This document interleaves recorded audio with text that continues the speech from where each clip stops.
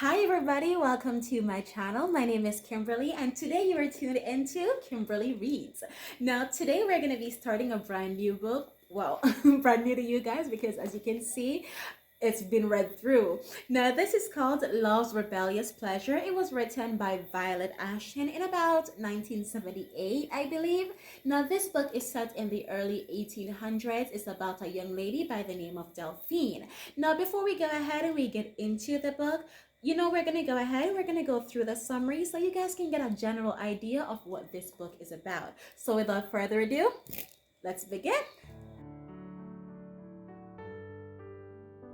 She was wild and beautiful, like the Louisiana countryside where she had come to live. Not even her beloved Sheffield could tame her. He had brought her from Paris, a bride eager to face a new world. But her outspoken French ideas shocked her husband's friends and endangered them both. She was too young to understand discretion. Then the recklessly handsome rogue Valcour de Mariquis fell madly in love with her and swore he would take her from her husband. Delphine was tempted. Now she had to make a choice between a man who enchanted her and the husband who understood her all too well. Delphine was slowly regaining the beauty and vitality she had lost during her terrible ordeal when she thought that Sheffield had gone to his death under the guillotine. The shock of seeing him again had sent her into a delirium from which she had emerged to find herself on English soil, under the care of a physician. Actually, she remembered very little about that time, knowing only that Sheffield rarely left her side during those first crucial days when she had screamed and moaned and called his name.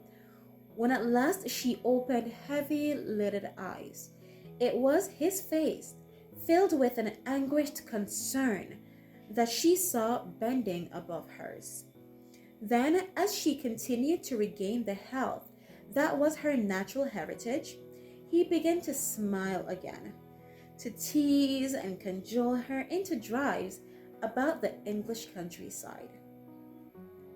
Under Sheffield's care and solicitude, her face lost its sharp contours and rounded into new beauty. She grew strong again, in the joy of realizing that Sheffield loved her, had loved her from the very beginning. Delphine forgot her fears, forgot the agony she had undergone, and all that she had lost, when he informed her that she was now well enough to take the long journey overseas. She was filled with a sense of overpowering excitement. She could forget what she wanted to forget. Bonavello, the Black Mass, all those matters she had kept secret from him. For Delphine was determined that Sheffield could never learn of her nefarious misdeeds. She was wise enough to know that there were some things he could not countenance, lines beyond which she might not go. They were married quietly in a small English country church, with Montreal as their only witness. There was no publicity of any kind. Delphine gloried in being Sheffield's wife. He watched over her with a kind of amused wonder, as if he could not yet quite believe that he was alive and she was his. But for all his gentleness, he kept always a firm hand on the reins.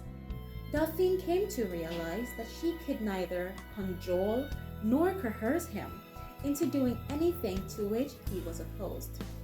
He was at all times completely the master. Delphine reveled in it, perhaps because, as yet, he had denied her nothing. They sailed for America in the latter part of April 1806. It was a stormy crossing, and for 7 weeks they tossed upon the billows of a turbulent sea. When at last they reached New York, Delphine wanted to turn right around and go back. She was appalled, for everything was so new, so raw, with lumber shacks and muddy streets as bad as or worse than those of Saint Antoine. The buildings were dirty, both inside and out, a conglomeration of lean-tos whose hawking, spitting occupants seemed more crude than the poorest peasants of her native land. The language too was confusing, the queer English grating to her ears. They continued on to Richmond, Virginia, arriving at Fairhaven, Sheffield's large and prosperous tobacco farm. Exhausted from their overland journey, alarmed at Delphine's lassitude, Sheffield decided to take his wife to New Orleans, where she would feel more at home. They left Charmaine, now a lovely child of nearly a year, in the care of a trusted nanny, and continued their journey on to Louisiana, where Delphine could find so much that was familiar to her. He realized that she was deeply homesick, despite her daily avowal that there was no place in the world she would rather be than by his side. Delphine liked her new city immediately, notwithstanding much that was new and strange and quite incomprehensible to her. It too was raw and crude, after the ancient venerabilities of Paris, but still, it was French after a fashion. And almost at once her spirits lifted. Sheffield leased a rather modest but beautiful house in the Valcarrère, not far removed from the towering three-story mansion of Madame Delphine Lalaurie, who was the social leader of the town. Her house stood at the corner of Hospital and Royal, flanked on either side of the Sheffields and his friend Montrol's. The most prominent Creoles of New Orleans lived in the Vieux Carré, while Les Americans were building their large and ostentatious dwellings on either side of the canal, a section which would later become known as the Garden City. While not officially launched into the social life of her adopted town, Delphine went out a great deal. She delighted in everything that she saw, especially the handsome young Creoles with whom she dared flirt a little. There were hot-headed, hot-blooded group of men who fought duels with correct savagery over anything and everything. The cemeteries were filled with headstones attesting to this fact, for death under the oaks was an almost daily occurrence. Delphine avoided these graveyards, considering them barbaric in the extreme, for they were, most of them, brick ovens built above ground. The wet, spongy ground of New Orleans prohibited interment in the earth, for even before the digging was completed, the graves were filled with water to their brims. Not that Delphine wasted much time thinking about so grim a fact as death. She was alive. She was beautiful. She was rich, and she loved Sheffield. What more could any woman want? Still, it was fun to walk demurely down Royal to Mass. At the cathedral, under the gaze of so many admiring eyes, she became once more very aware of her power to charm. Sometimes they stared so eagerly that she actually blushed. But as she was rarely alone, there was little chance of an impromptu encounter. Delphine was very well aware that custom decreed that a man might go as far as any married woman permitted, while unmarried girls were guarded with fierce zeal until the time of their weddings. Delphine was happy to be in the former category. She liked the admiration of men. Sheffield knew this and indulged her, for he saw that she was quickly regaining her old joie de vivre, which was what attracted him to her in the first place. He liked to see her color come and go, watch her eyes dance, hear her gay, light laughter, for that was the girl he knew and loved. A morose Delphine was a stranger to him. Sheffield himself was not at all reluctant about indulging in mild flirtations. He enjoyed peeping over the horizons occasionally, while telling Delphine that she was core and center of his being. And indeed, his dark, rugged, pretty good looks and easy insolence attracted women to him like possum to persimmon. He made life ever more vivid and exciting for Delphine. He was fun, possessed of an almost indestructible good humor, although she knew through past experience that there was another and darker side to his nature. Right now, he encouraged every amusement, took her to the famous Turpin Coffee House, to private homes, and yes, a public auction at the French Market, which lay opposite the cathedral. Delphine had become very upset, and he had taken her quickly away. She could scarcely believe her eyes when she saw black men and women standing with steel collars around their necks, one type of which was called a carcan, a cruel affair with inverted spikes which pierced the flesh at the tightening of a wood peg. When the overseer laid his whip across the shoulders of a man, Delphine burst into tears, and Sheffield hurried her away from all the curious and slightly hostile eyes. He had been very gentle, explaining things she had not hitherto understood, but he forbade her ever to go near an auction again, either hurrying her past or taking her for long drives out on the old bayou road. It was, he explained, the system under which all the South lived. There was little to be done about that. Sheffield himself had long since freed his slaves, earning the dislike and hostility of many of his neighbors. That had been one reason he had traveled abroad so much.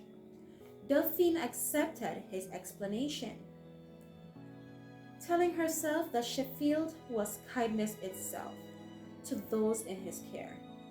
She herself was the happiest and best loved woman in all the city.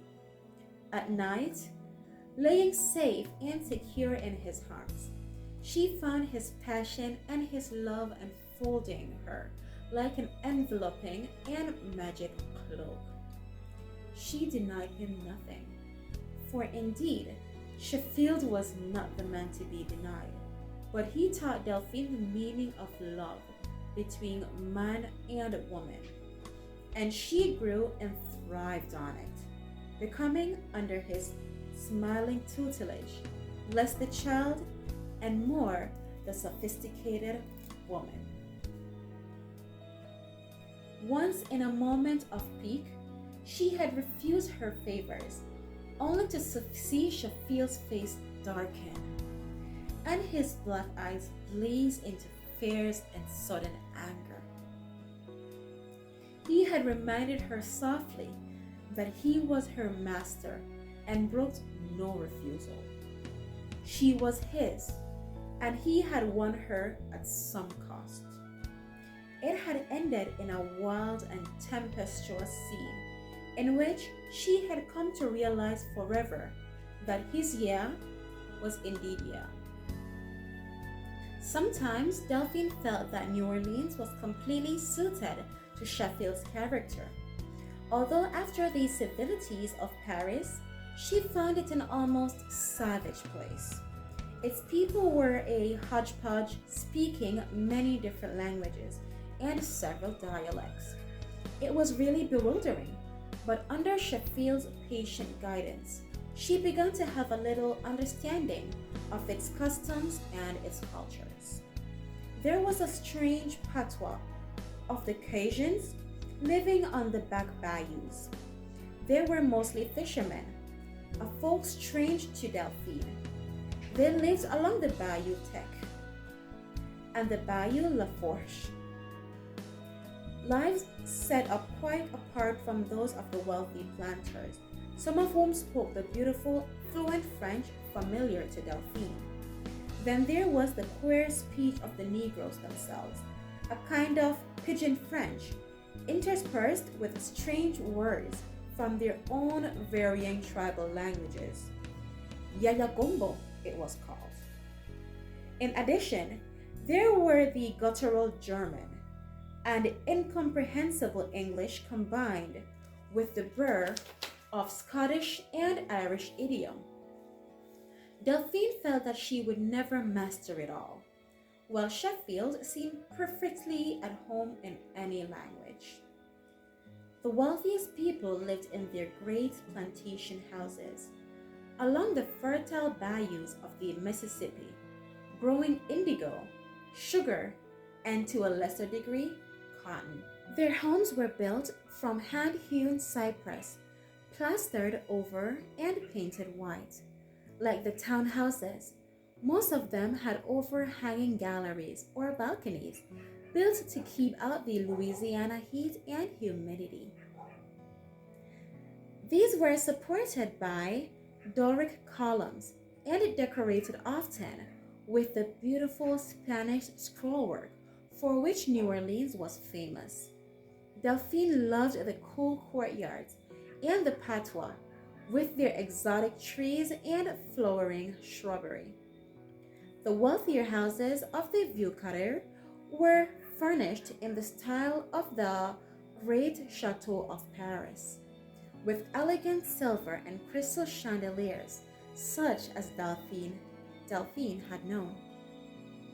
It was the Negroes she found so odd and disconcerting. Their black shiny faces and gleaming teeth had frightened her at first.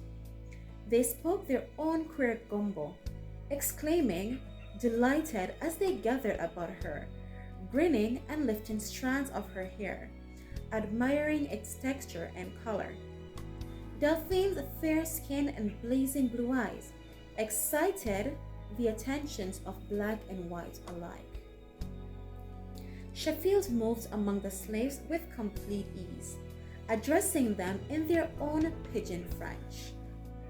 He was at home too, with the Cajuns, admiring the sturdy people who had hewn new lives for themselves out of the wilderness.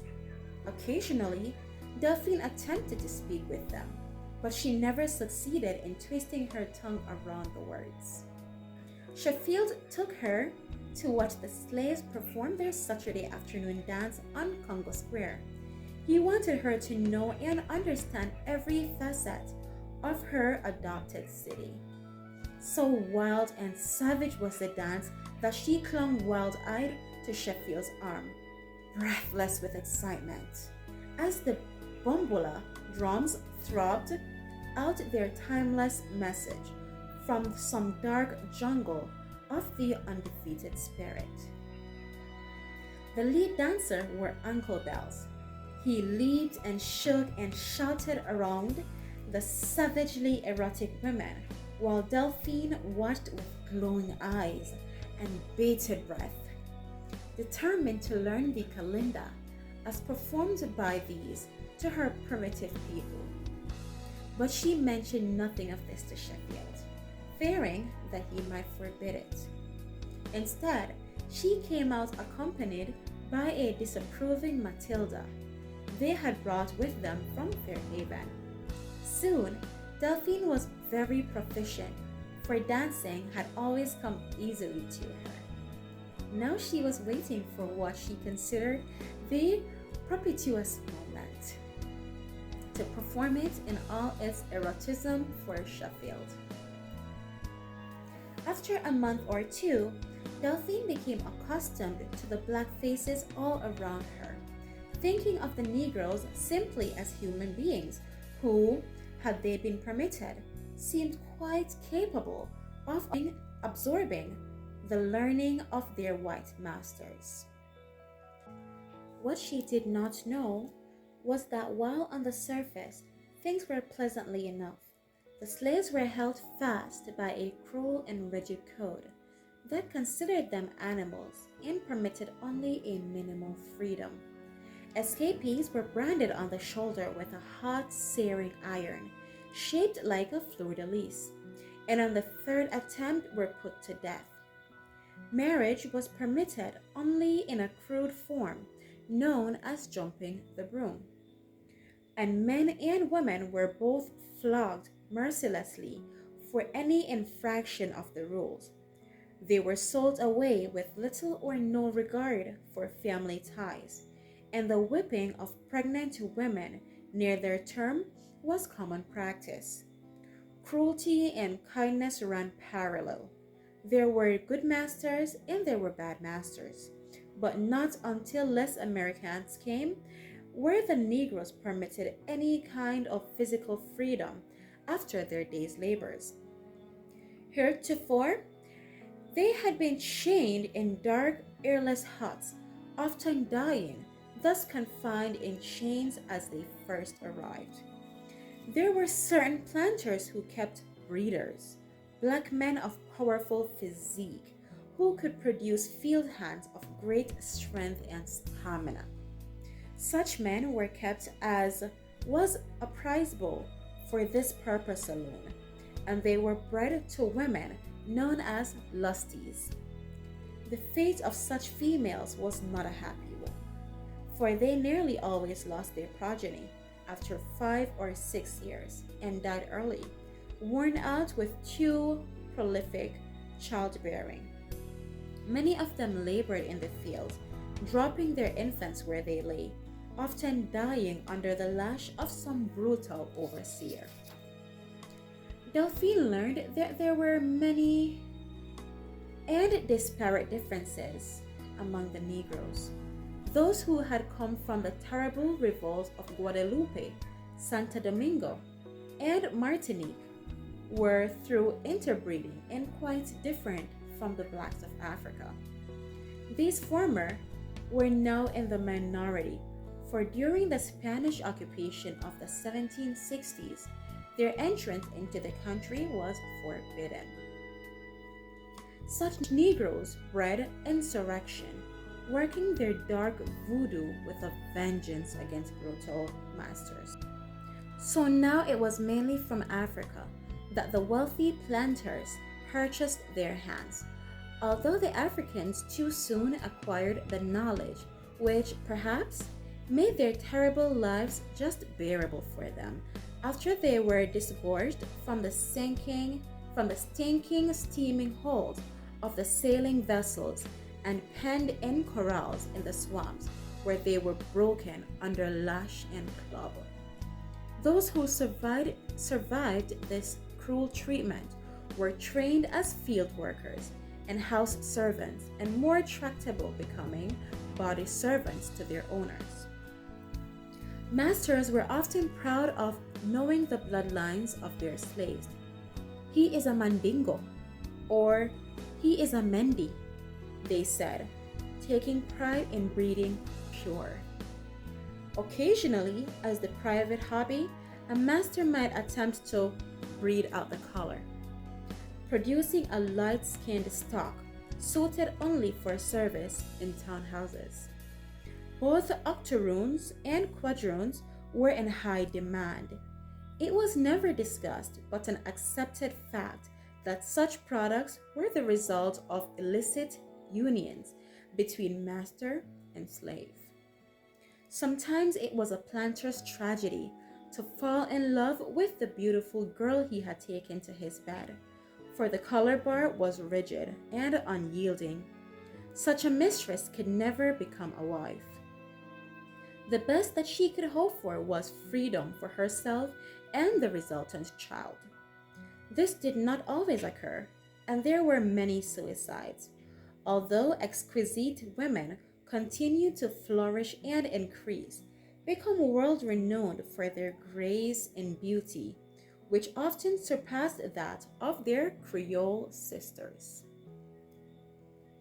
Delphine found it very puzzling that these elegant women were not permitted to mingle socially with the proud Creoles, who were often master and father. A small number of such men sent their offspring to France to be educated, but when they returned, if they returned, they were socially ignored, condemned to wear forever the hated tignon or headkerchief, which set them apart forever from their often actual sisters. The laws were equally cruel to these gens de couleur libres, who could be flogged for so much as a side glance or impudent word.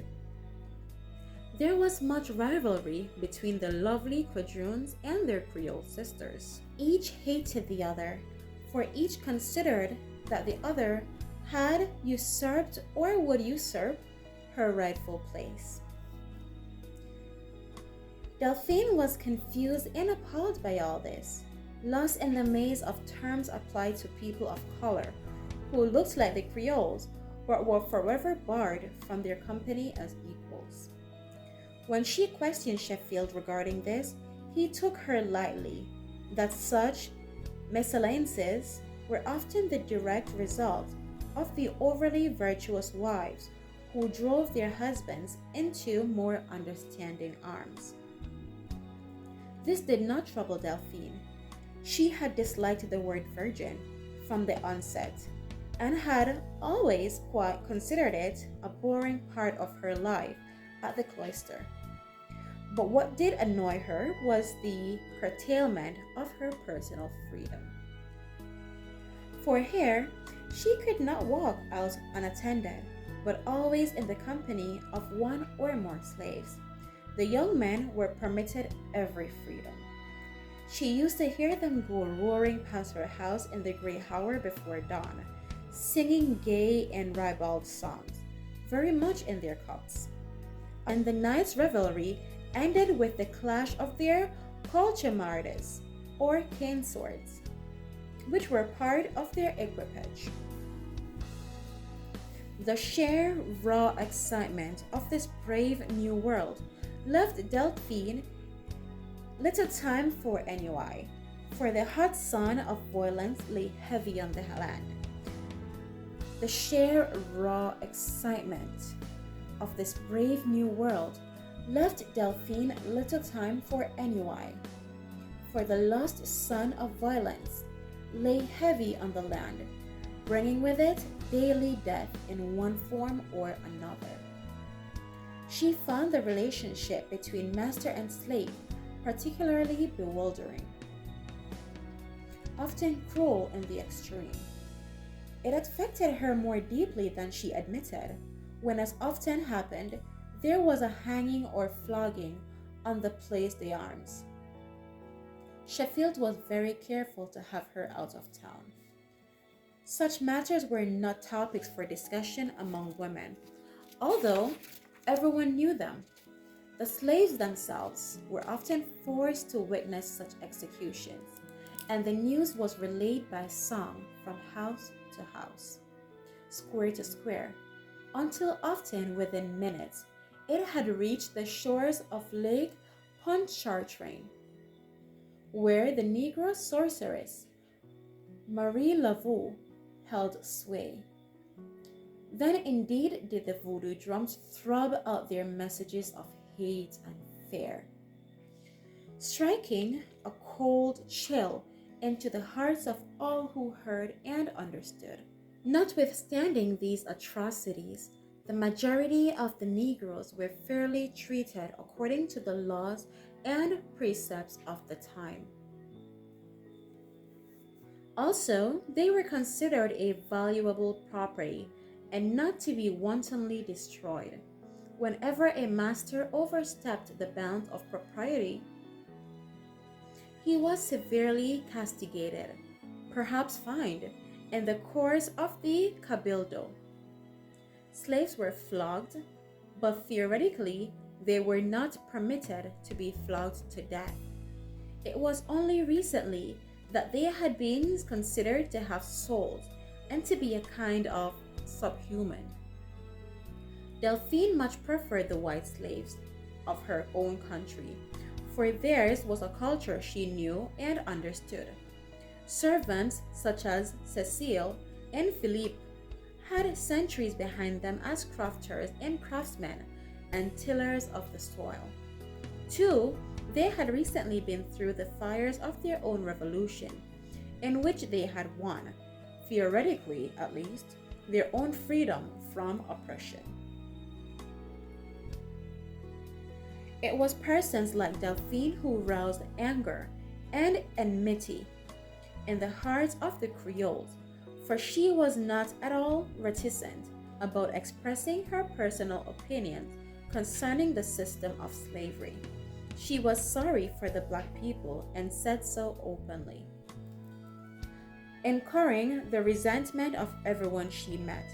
For if such opinions were permitted to spread, it can mean insurrection and revolt, ending a highly remunerative way of life. So for the first few weeks, Delphine found herself under polite but close scrutiny, not yet accepted as New Orleans' own. Everyone knew, of course, that she had moved in court circles, and this fact alone was an open invitation to the best the city had to offer. But Sheffield had, up till now, wisely refused all invitations, saying that his wife had undergone the ordeal of the crossing and had not yet regained her full health. Privately, he wanted Delphine to become a little more knowledgeable of the town's customs and conventions. A too outspoken opinion at this stage might mean social ostracism. This he did not intend to have happen. Delphine must move slowly. There was plenty of time. Delphine, on the other hand, felt that she had waited long enough. Consequently, when she and Sheffield received an invitation to dinner at the home of their neighbor, Madame Delphine Lalaurie, she pleaded to attend. It was not a large affair. There would be only 8 or 10 persons present, and they could leave early. The fact that the guests would all be men astonished and intrigued Delphine. What fun to be the only other woman present. The guests, Sheffield said, would be mainly wealthy planters or politically prominent men who ran the city. Using all her wiles and assuring Sheffield that she would be more circumspect, she won her battle at last. Sheffield consented to take her. After all, he had already refused 2 earlier invitations from the charming Madame Lalaurie. It would be really rude to do so now without valid reasons. He knew that the lovely woman wanted to observe Delphine at close quarters, for all the city was agog with rumors concerning not only her beauty, but her life in Paris. 2, everyone was waiting to see how the 2 beauties would hit it off. Would they become friends or the bitterest of enemies? Most people thought that the latter, for Madame Lalaurie had long been in New Orleans' brightest ornament. It would be amusing to see how she reacted to a younger woman whose blonde beauty had already captivated the hearts of the city's men. Delphine guessed that she was being invited for just such reasons, for she had experienced enough of the jealousies and hatred rampant at court. She knew that she would have to be on her guard against her beautiful neighbor, for no woman willingly relinquished her social position to a newcomer. Outwardly calm, but inwardly excited, Delphine dressed very carefully, taking great pains with her toilette. She liked the way she looked, for she had grown into beauty in these past few weeks. Marriage agreed with her, enhancing the slightly imperious expression that money and happiness had given her. Her skin was more like a dish of ripe apricots than ever, while her blue eyes blazed with life and vivacity. Her figure in her new frock was indeed like the Aphrodite that Sheffield compared her to. She had chosen a simple frock that was at least a year ahead of current styles worn in New Orleans. It was a delicate white chiffon cut in the Empire mode. Like all such frocks, it only slightly swathed her bosom. But it was Delphine's exquisite coloring that set her apart, for no one ever forgot those lovely, provocative eyes with their thick black lashes. Matilda, Sheffield's personal mammy, had dressed Delphine's hair, finding her frock scandalous. She was always to be Sheffield's servant, never hers. "I can't understand your wife's gibberish," she told Sheffield.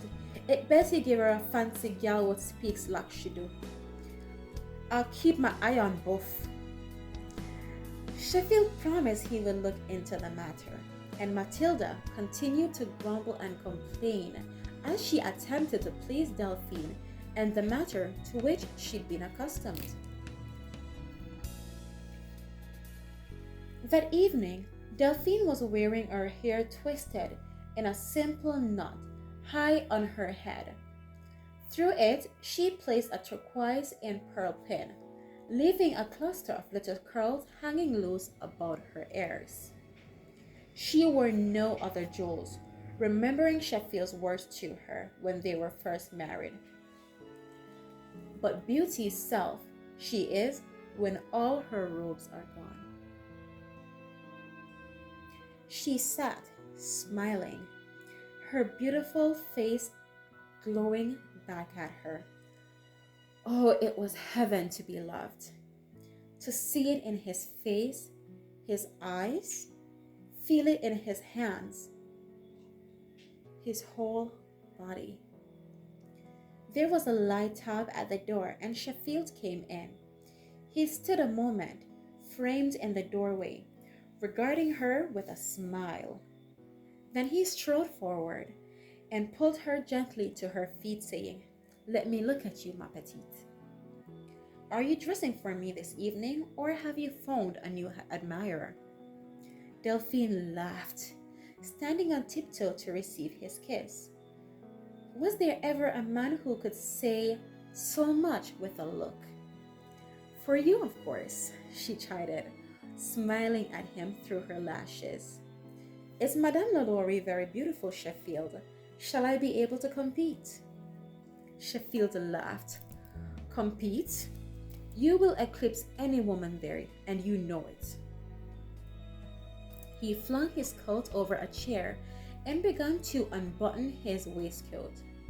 "Just the same, my pet, she is not easily eclipsed. That is why we were invited. She wants to see at close quarters what she is up against." "But why is she having only men?" Delphine asked, puzzled. "It seems very odd to me, Sheffield." "All the more eyes to ogle you, my dear." He sighed, smiling. "This dinner is a business affair, I believe. Francois Frutoil, master of Pecan Pillars, is having a picnic auction shortly, and there are some details to be worked out concerning it." "But how does that concern her?" she queried, and looking at him sideways, she said softly, "Do you find her very attractive, Sheffield?" "Very," Sheffield said. He untied his cravat and tossed it over the chair with his coat. Then he grinned at Delphine. "I would not be a man if I said otherwise." She has long been considered the most beautiful woman in the city. She runs her affairs on greased wheels, including that mousy little husband of hers. Don't become like her, will you? Delphine stared at him in the glass, a faint color rising in her face. I do not intend to give her competition, she said bluntly, but to oust her if I can. I have heard rumors. Sheffield's smile faded. I won't have you listening to gossip, Delphine. Well then, you tell me. I want to know exactly what she does with that black butler of hers. People change the subject when I mention him. I will not have you questioning strangers, Delphine, Sheffield said almost angrily. When there is something you want to know, you are to ask me. Very well, she said stubbornly, fixing him with her direct glance. I want to know what it is she does with that handsome slave of hers. Your very phrasing is damning. You must not be so curious, Delphine. Madame Lalaurie is a slave breeder, a rather uncommon thing among women, but she is very good at it, and Merit is considered the best breeder on Teke. She makes her fortune, a considerable one, chiefly from his services. Delphine colored. How blunt Sheffield was, almost indelicate, but she would not have him otherwise. If he went around tight-mouthed, she would never learn anything about such practices. Does she speak of it, Sheffield?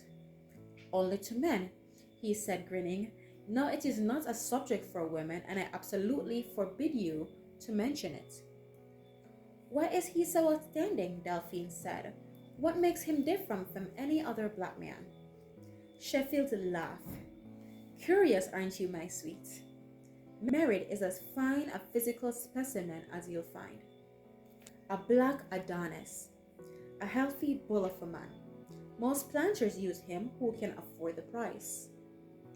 Now, is your rather vulgar curiosity satisfied, my little cabbage? Delphine had the grace to blush.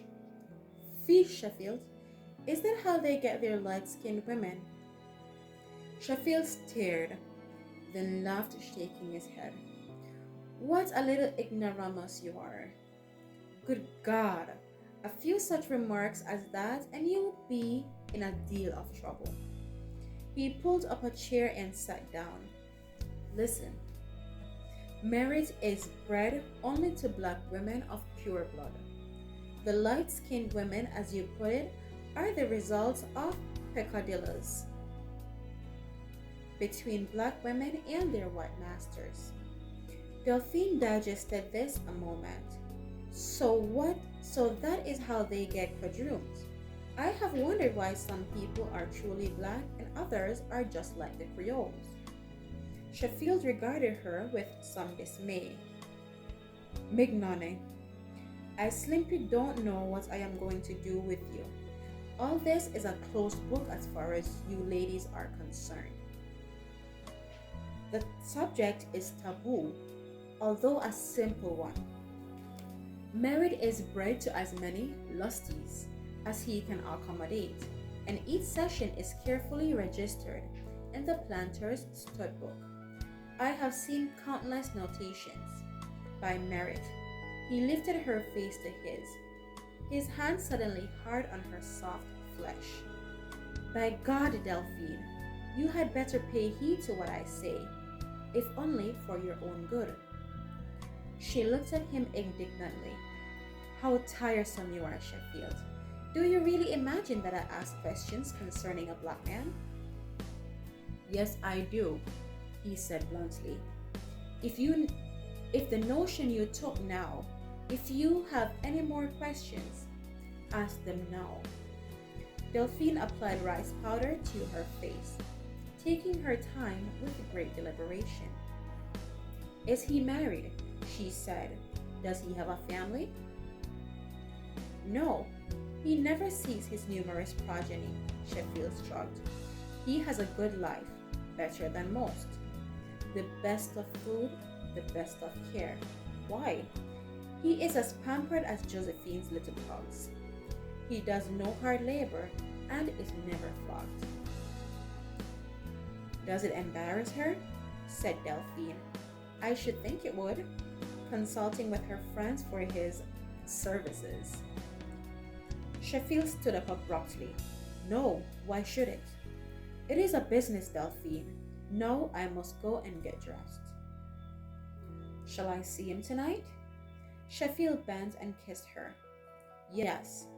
He stands behind her chair and pours the wine, just as your footman did.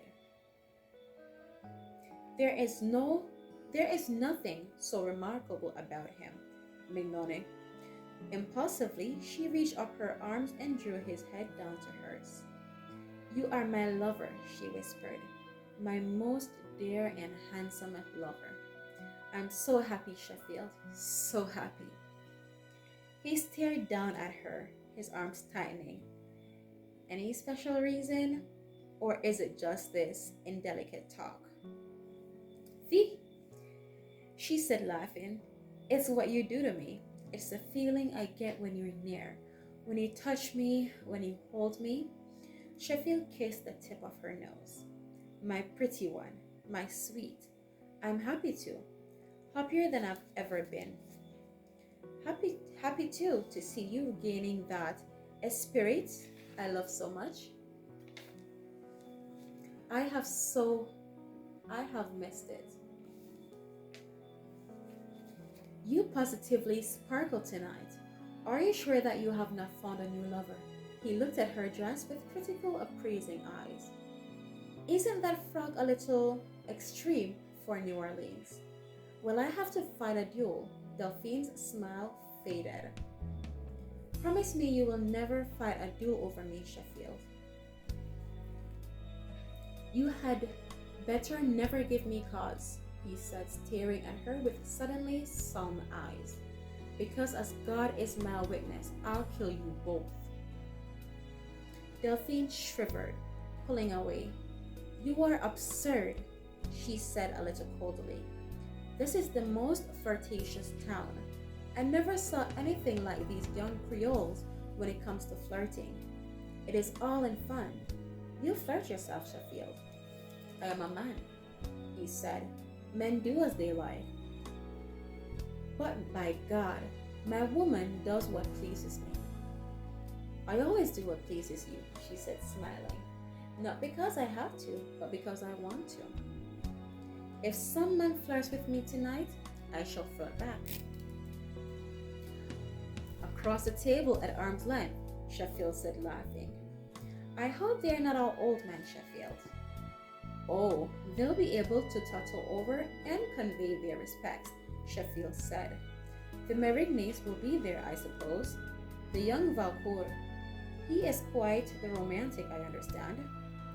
Delphine dropped her eyes, unwilling that Sheffield should observe her immediate interest.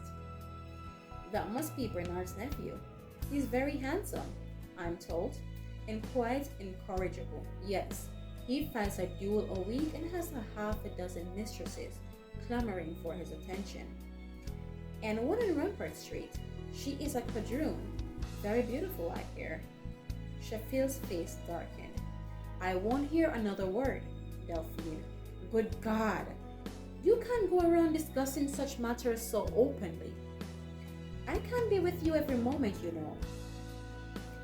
I don't want you with me every moment, Delphine said a little haughtily. Since when have I needed you to watch over me like a child, Sheffield? Ever since we landed in Louisiana, he answered. I'll be ready in 20 minutes. Delphine stared after him. Did Sheffield find Madame Lalaurie beautiful? Or was that just one of his ways to tease? His eyes had been almost cold when he spoke of her, and yet she had sensed an attraction. Was it the peculiar nature of her business that drew men to her? A kind of perversity? Delphine's lips tightened. She could never bear to be second in anything. All right, guys, so we have come to the end of the first chapter of Love's Rebellious Pleasure. For those of you guys who are still watching, I appreciate you staying with me to the end. Now, join me tomorrow evening so we can go ahead and move on to chapter 2. Now, remember, guys, to go ahead and hit that subscription button. Remember to also hit the bell so you don't miss any of our daily uploads. All right, thank you for supporting, and I'll see you guys tomorrow, same time, same place.